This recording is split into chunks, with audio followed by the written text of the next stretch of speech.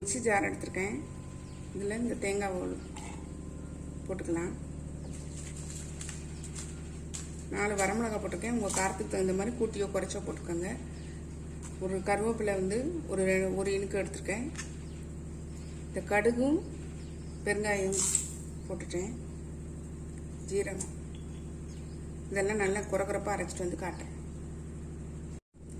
அரைச்சிட்டு வந்து அது அப்படியே இருக்கட்டும். அடுப்பில் பேன் போட்டிருக்கேன். ஒரு டீஸ்பூன் அளவு எண்ணெய் விட்டுருக்கேன். எண்ணெய் சூடாயிடுச்சு. நம்ம இதில் கடுகு சேர்த்துடலாம்.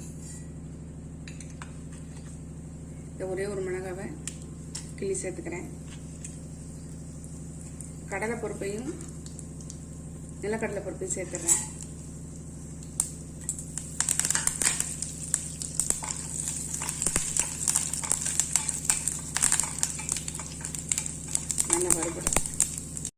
நல்லா வறுபடிச்சு பாருங்க. நம்ம இந்த ஸ்டேஜில் இந்த தேங்காய் இந்த கலவையை சேர்த்துருவோம்.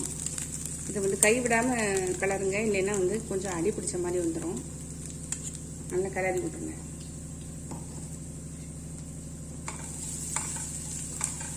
இந்த மஞ்சள் தூளையும் சேர்த்துறேன்.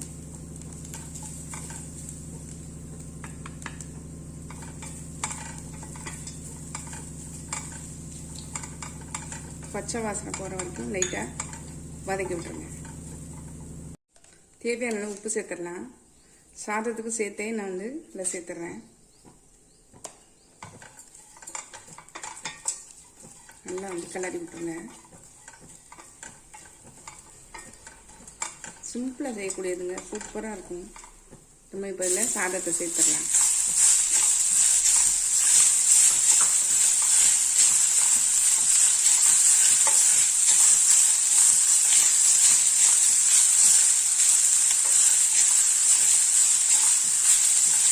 சிம்லேயே வச்சுக்கிட்டு கலருங்க. அப்போ தான் பிடிக்காமல் ஒட்டாமல் வரும்.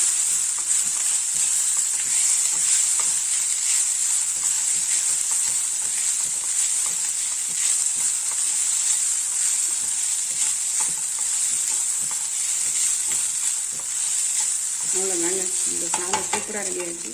இந்த கொத்தமல்லி தழை இல்லைன்னா கருவேப்பிலை கூட நம்ம தூவி இறக்கிடலாம்.